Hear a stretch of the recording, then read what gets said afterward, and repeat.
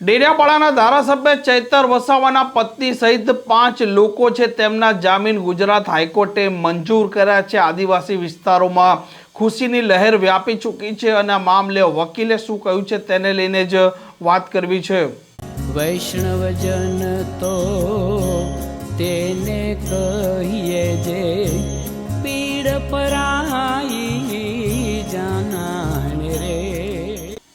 નમસ્કાર, આપ જોઈ રહ્યા છો નવજીવન ન્યૂઝ અને હું છું આપની સાથે તોફિક ગાંચી। નર્મદાની સેશન કોર્ટે વર્ષ 2023ના વન વિભાગના કર્મચારીને મારવાના ફાયરિંગ કરવાના કેસમાં ચૈતર વસાવા સહિત 9 લોકો છે તેમને 7 વર્ષની સજા સંભળાવી છે અને તે નર્મદાની સેશન કોર્ટના ચુકાદા બાદ વડોદરાની જેલમાં બંધ છે। જોકે એક મહિલા આરોપી હતા, મહિલા દોષિત હતા, તેમને થોડાક સમય પહેલા ગુજરાત હાઈકોર્ટે જામીન આપ્યા હતા અને ચૈતર વસાવાના પત્ની શકુંતલા વસાવા સહિતના જે ખેડૂતો હતા તેમના જામીન માટે ગુજરાત હાઈકોર્ટમાં સુનાવણી પણ ચાલી રહી હતી। એક પછી એક તારીખો પડી રહી હતી અને આજે ચુકાદો આવે છે જેમાં ધારાસભ્ય ચૈતર વસાવાના પત્ની શકુંતલા વસાવા સહિત 5 જે ખેડૂતો હતા તેમના ગુજરાત હાઈકોર્ટે જામીન મંજૂર કર્યા છે। જોકે ચૈતર વસાવા સહિત 3 લોકો છે તે હજી પણ જેલમાં બંધ છે અને જે પ્રકારે આ મામલો સામે આવ્યો છે તેમાં વકીલની પ્રતિક્રિયા પણ સામે આવી છે। આજે નામદાર ગુજરાત હાઈકોર્ટમાં શકુંતલાબેન વસાવાની જામીન અરજીના ચુકાદા માટેની તારીખ હતી।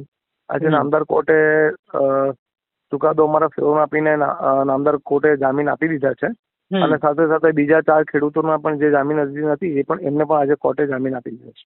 અમારી મુખ્ય દલીલમાં એવું છે કે અમારા જે અપીલ છે તે બાબતનો એમનો કોઈ પુરાવો અને રોલ આ કેસમાં હતો જ નહીં અને તે બાબતનો પુરાવો પણ રેકોર્ડ પર આવેલ નહોતો, જેથી કરીને અમારી આ દલીલ હતી કે આમાં અમને જામીન મળવા જોઈએ। નામદાર કોર્ટમાં આ મેટર ખાસી દલીલો ચાલી, કન્ટિન્યુઅસલી 2-3 દિવસ દલીલો ચાલી અને આજે સુખદ રીતે અમારા અપીલને નામદાર કોર્ટે જામીન આપ્યા છે। હા, એ હવે હજી આજે નામદાર કોર્ટે ઓર્ડર કર્યો છે એટલે હવે જે ઓર્ડરની કોપી આવે એના પછી અમે અભ્યાસ કરીને આગળની રણનીતિ અમે તય કરીશું। આમ ચૈતર વસાવાના પત્ની સહિતના આદિવાસી ખેડૂતોને ગુજરાત હાઈકોર્ટ જેલ મુક્ત કરે છે ત્યાર પછી આદિવાસી વિસ્તારમાં ખુશીની લહેર ક્યાંક ને ક્યાંક દેખાઈ રહી છે અને જે પ્રકારે આ મામલો છે આ મામલો તૂલ પણ પકડી રહ્યો છે અને ચૈતર વસાવા સહિતના હજી 3 લોકો જેલમાં બંધ છે। તે મામલે પણ 24મી તારીખે આમ આદમી પાર્ટીના નેતાઓ છે તે રાજપીપળામાં સભા છે તે પણ સંબોધશે અને કલેક્ટરને આવેદનપત્ર પણ આપશે। આ પ્રકારના સમાચાર માટે નવજીવન ન્યૂઝ ચેનલ સાથે જોડાયેલા રહો। નમસ્કાર।